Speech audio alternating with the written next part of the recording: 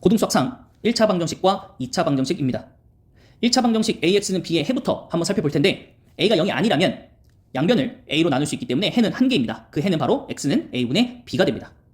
하지만 A가 0일 가능성도 있겠죠. 그래서 만약에 A가 0이라면 좌변은 0이 됩니다. X의 값이 어떻더라도.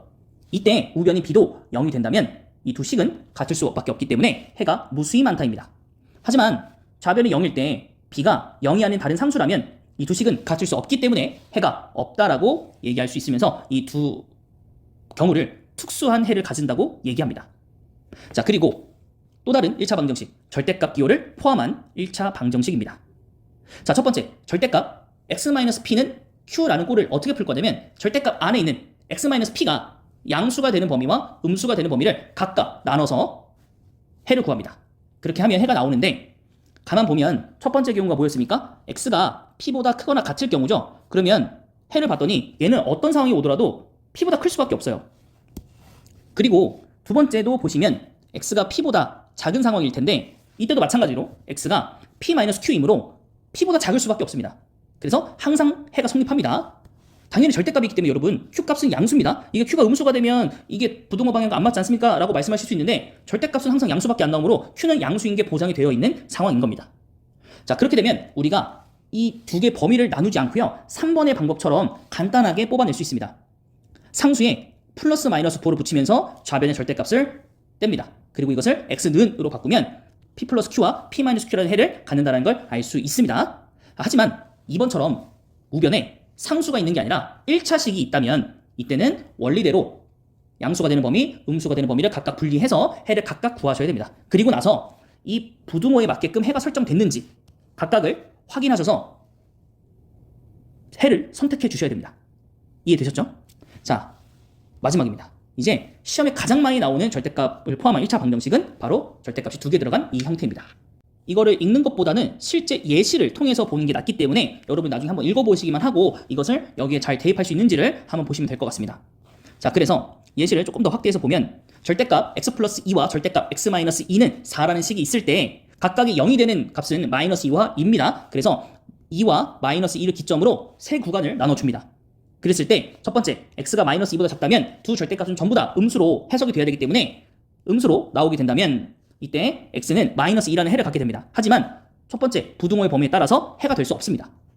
그리고 두 번째 마이너스 2보다 크거나 같고 2보다 작은 부등호 범위에서 앞쪽은 플러스 뒤쪽은 마이너스로 전개돼서 나오기 때문에 식을 정리해보면 0은 0이다라는 식이 나옵니다. 이것은 아까 배웠던 것처럼 항등식 개념입니다. x에 어떤 값이 들어가도 전부 다 해가 되는 거죠. 그래서 이것은 이 부등호 전체가 해가 됩니다. 그리고 마지막 x가 2보다 크다면 두 절대값이 전부 다 양수로 전개가 돼서 나오기 때문에 해를 구하면 x는 2가 되고요. 부등호 범위를 확인해보면 2도 포함하기 때문에 2번에서 구했던 해에다가 2를 추가를 시켜주시면 그게 이 절대값을 포함한 1차 방정식의 해가 됩니다.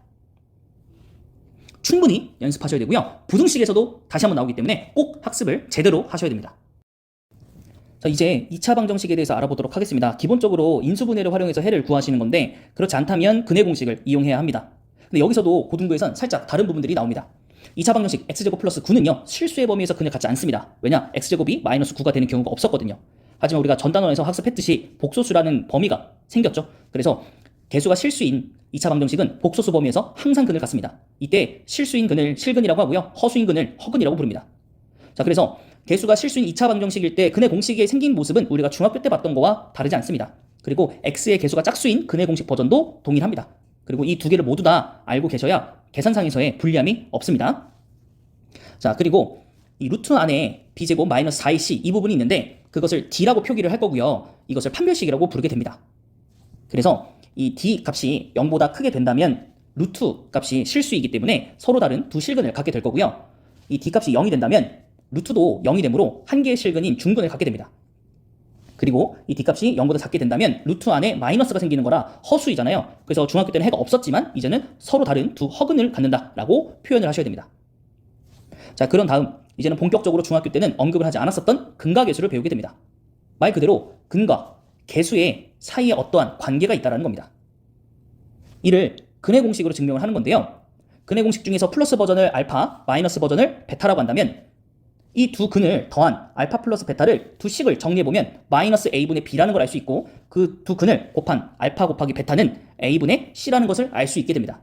그래서 두근의 합은 마이너스 a분의 b, 두근의 곱은 a분의 c라는 것을 우리가 알 수 있는 것이죠. 그래서 예를 든다면 x제곱 마이너스 2x 마이너스 3은 0이라는 2차 방정식이 있었을 때 두근을 알파, 베타라고 한다면 더한 값은 마이너스 a분의 b를 적용해서 2, 두근의 곱인 알파, 베타는 a분의 c를 적용한 마이너스 3이라는 걸 알 수 있다는 거죠. 손쉽게. 이것을 굳이 우리가 인수분해해서 한 근을 마이너스 1, 다른 한 근은 3이라고 알 필요가 없다는 거예요.